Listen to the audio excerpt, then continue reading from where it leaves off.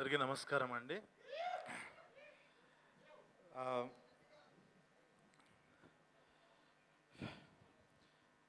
ఒక 5 ఏళ్లుగా ఒక 40-50 ప్రీ రిలీజ్లు గెస్ట్కి వెళ్ళి ఇప్పుడు మళ్ళీ చాలా రోజులతో మళ్ళీ నా సినిమా ప్రీ రిలీజ్కి వస్తే చాలా చాలా ఆనందంగా ఉంది.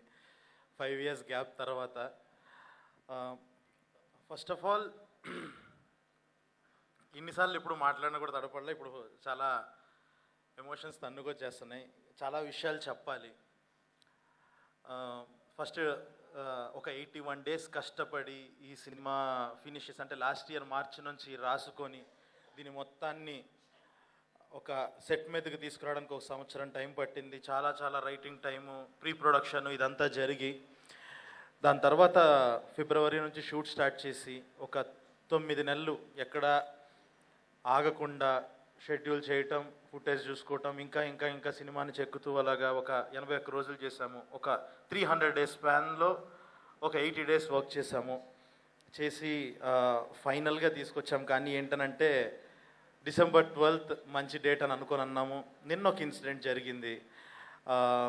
అఖండ సినిమా పోస్ట్పోన్ అవటం వల్ల, చాలా ఇష్యూస్ వల్ల పోస్ట్పోన్ అవటం వల్ల December 12th వచ్చింది. ఒక్కసారిగా ఎంతో ప్లాన్ చేసుకొని ఎంతో చేసిన ఒక్కసారి నా ప్రపంచం ఒకటి అనుకుని ఒక ప్లానింగ్తో వెళ్ళి ఇన్ని రోజులు నాకు ఒక అద్భుతమైన టీం ఉండటం వల్ల అనుకున్నదంతా చాలా బాగా జరిగింది. ప్రొడ్యూసర్ సపోర్ట్ వల్ల కానీ అన్ని రకాలుగా అన్నీ అనుకున్నట్టు అయిపోయింది. ఒక 2 years నుంచి అన్నీ అనుకున్నట్టు అవటం వల్లేమో ఒక్కసారి అనుకుంది జరగంగానే నేను చాలా డిస్టర్బ్ అయిపోయా. సడన్గా ఫిబ్రవరికి వెళ్ళాల్సి వచ్చిన పరిస్థితి అని కొంతమంది అన్నారు. తర్వాత అలా ఆలోచించుకుంటూ చూసుకుంటుంటే February 7th నుంచి వరల్డ్ కప్ అన్నారు. దాని తర్వాత అలా ముందుకు వస్తే జనవరిలో ఎన్నో పెద్ద రిలీజెస్ ఉన్నాయి. December 25th రిలీజెస్ ఉన్నాయి. ఇంకేదో ఒక చిన్న ధైర్యం, ఓకే మన మంచి సినిమాని తీసాం కదా, ఏదో ఖచ్చితంగా మోగ్లీ అనేవాడు చాలా మంచోడు, మోసం చేయడు అన్న నమ్మకంతో ఉన్నాము. సో నమ్మి ఇంకా ఫైనల్గా December 13th వస్తున్నాము. సో చాలా చాలా కష్టపడి చేశాము ఈ సినిమా. అండ్ నేను నా టీం గురించి ఒక్కళ్ళకి నేను చెప్పేది ఏంటంటే, ప్రతి ఒక్కళ్ళకి ఎవరైనా నెక్స్ట్ డైరెక్టర్స్ కానీ ఎవరైనా మీ దగ్గరికి వచ్చి నేను మోగ్లీ సినిమాలో యాక్ట్ చేశాను, మోగ్లీ సినిమాలో వర్క్ చేశాను, నేను ఒక యాక్టర్ని, మోగ్లీ సినిమాలో ఈ క్యారెక్టర్ చేశాను అని ఎవరన్నా చెప్తే మీరు ఆడిషన్ తీసుకోవాల్సిన అవసరం లేదు. వాళ్ళు తోపని అర్థం. టెక్నీషియన్స్ కూడా అంతే. ఇది వాళ్ళ తరపున నేను ఇస్తున్న హామీ. ఇది ప్రతి ఒక్క టెక్నీషియన్ అంటే కెమెరా డిపార్ట్మెంట్ కానీ, డైరెక్షన్ డిపార్ట్మెంట్ కానీ ఒక కత్తులు ఒక 100 కత్తులు వేసుకుని తిరిగా నేను రంపచోడవరంలో ఒక్కొక్కళ్ళు అడవిలో తిరిగా నేను. వీళ్ళతో ఒక్కొక్క టాలెంట్, ఎంతెంత టాలెంట్ అంటే నాకు ఎంత సపోర్టివ్గా, అంత చాలా కష్టమైన కండిషన్స్లో ఒక్కొక్కళ్ళు ప్రాణం పెట్టేసేసారు ఈ సినిమాకి. సో అంటే జనరల్గా ఒక నిజంగా ఏదో సింపతి తెచ్చుకోవాలనో ఏదో ఒక కష్టం గురించి మాట్లాడాల్సిన అవసరం వస్తుంది. ఒకటైతే గర్వంగా చెప్పగలను, ఈ సినిమా కంటెంట్ గురించే మాట్లాడతాము. నేను వాళ్ళ కష్టాన్ని జనాలకి తెలియాలి అని చెప్పేసి చెప్తున్నాను. నా కష్టం గురించి అయితే నేను చెప్పట్లేదు. 5 ఏళ్ళు అయ్యింది. అంటే ఒక సినిమా తీసాము అనుకున్నట్టు ఆడలేదు, దానివల్ల గ్యాప్ వచ్చింది అంటాం ఒక లెక్క. బ్లాక్ బస్టర్ కొట్టి గ్యాప్ రావడం ఇంకొక లెక్క. నాకు అదే ఎక్స్పీరియన్స్ అయ్యింది. ఇంకా కలర్ ఫోటోకి ఆ రెస్పాన్స్ వచ్చిన తర్వాత దాని తర్వాత నేను ఫెయిల్యూర్ వల్ల ఇంట్లో కూర్చోలేదు, సక్సెస్ వల్ల కూర్చున్నాను. అది చాలా పెయిన్ఫుల్ థింగ్. అది ఒకటైతే అర్థమైంది ఈ సినిమా తీసేటప్పుడు, ఒకటైతే మీరు నమ్మచ్చు, హిట్ కొడితేనే 5 ఏళ్ళు ఇంట్లో కూర్చుంటున్నాడు అని ఒకటి రియలైజ్ అయ్యాడు. సినిమా కొంచెం అటు ఇటు అయితే ఆడు ఇంకొక 15 ఏళ్ళు ఇంట్లోనే కూర్చునే పరిస్థితి వస్తుందని ఆడికి తెలుసు. ఆడు తీసిన సినిమా మోగ్లీ. ఇది అస్సలు దారి తప్పదు, ఒళ్ళు దగ్గర పెట్టుకొని తీశాడు. 1% కూడా మిస్ అవ్వదు. అండ్ నా టెక్నీషియన్స్ గురించి చెప్పాలి. ఫస్ట్ నేను ఒక జనవరి వరకు నేను జస్ట్ లైక్ పేపర్ మీద మొత్తం రోజు స్క్రిప్ట్ చదువుకొని ఒక సందీప్ రాజ్ సినిమాని రాసుకొని పెట్టుకొని ఒక సందీప్ రాజ్ స్క్రిప్ట్ చదివాను. ఫిబ్రవరి నుంచి నవంబర్ వరకు మా రమామారుతి తీసిన సినిమా చూశాను నేను. ఎందుకనంటే తనుండి ఒక క్రాఫ్ట్తో తన సినిమాను ఒక లెవెల్లో చెక్కాడు తను. సో ఫిబ్రవరి నుంచి నవంబర్ వరకు నేను రమామారుతి సినిమా చూశాను. గత వారం రోజులుగా కాలభైరవ తీసిన సినిమా చూశాను నేను తన మ్యూజిక్తో. ఈ సినిమా ఓఎస్టీ ఇంకొక సంవత్సరం ఆపకుండా వింటారు, ఇదైతే నేను ప్రామిస్ చేస్తున్నాను ఖచ్చితంగా. భైరవ్ అనేవాడు నాకు ఒక బిగ్గెస్ట్ స్ట్రెంగ్త్. సినిమా మొత్తాన్ని వేరే లెవెల్కి తీసుకెళ్ళిపోయాడు. సో ఈరోజు తనకి పొద్దున్న మార్నింగ్ 6 o'clock వరకు మాకు వర్క్ జరుగుతుండటం వల్ల రాలేకపోయాడు ఫుల్ ఫీవర్తో. So Bhairava, thank you so much Bhairava. And actors విషయంకి వచ్చేసేటప్పటికి ఫస్ట్ నేను హర్ష గురించి చెప్పాలి. హర్ష అనేవాడు ఈ సినిమాలో అసలు యాక్ట్ చేయలేదు. ఎందుకనంటే నేను చూసిన హర్ష, నాకు మాత్రమే తెలిసిన హర్షకి బంటి అన్న పేరు పెట్టి ఇందులోకి తీసుకొచ్చాను. పర్ఫార్మెన్స్ ఇచ్చాడు వాడి అమ్మ. బంటి మామూలుగా ఇవ్వలేదు.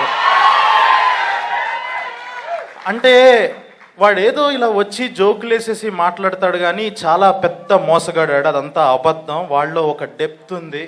అదే రేపు యాక్టర్గా కూడా మీరు చూస్తారు. ఎందుకంటే నేను చూసిన హర్ష ఒక మోగ్లికి ఒక పక్కన బంటి అనేవాడు ఎలా ఉన్నాడు, ఓహో సందీప్తో హర్ష ఎలా ఉంటాడనమాట మనకెవరికి తెలియకుండా అన్నది రేపు ప్రపంచానికి తెలుసుద్ది రేపు 13th. అంత ఇంపార్టెంట్ నాకు హర్ష. అండ్ అంత డెప్త్ ఉన్న మనిషి. పర్ఫార్మెన్స్ డెఫినెట్గా చాలా చాలా ఒక బాలయేసు గురించి ఎలా అయితే మాట్లాడుకున్నారో దానికి 10 మాట్లాడుకుంటారు బంటి గురించి, ప్రభాస్ బంటి గురించి. అండ్ ఆల్ ది యాక్టర్స్, నన్ను నమ్మి ఈ సినిమా కోసం వచ్చి వర్క్ చేసిన ప్రతి యాక్టర్.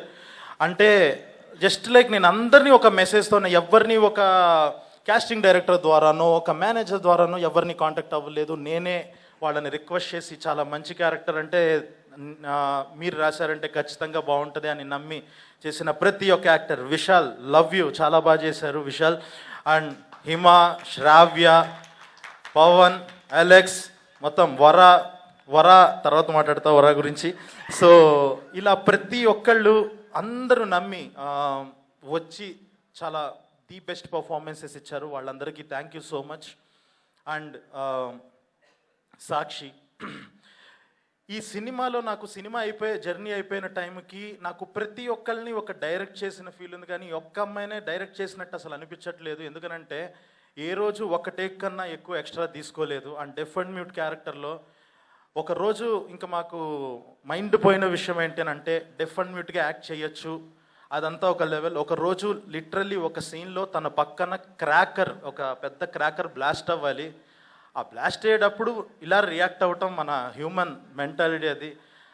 తను కెమెరా ముందు దానికి కూడా చలించకుండా డెఫ్గా యాక్ట్ చేసింది. క్రాకర్ బ్లాస్ట్కి కూడా రియాక్ట్ అవ్వకుండా మామూలు విషయం కాదు అది.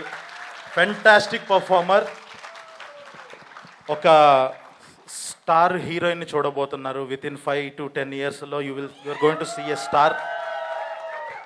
అండ్ ఈ సినిమాకి పేపర్ మీద ఉన్న దగ్గర నుంచి సినిమా వచ్చిన తర్వాత నాకు ఒక క్లారిటీ ఉంది. నేను ఇలాగ బిహేవ్ చేయాలి, ఈ క్యారెక్టర్ ఇలా బిహేవ్ చేయాలని చెప్పి నేనే యాక్ట్ చేసి చూపించేస్తూ ఉంటా.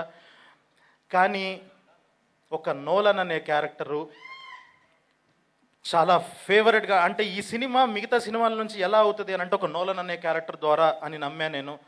నేను ప్రాణం పెట్టి రాసుకున్న ఒక విలన్ క్యారెక్టరు. సో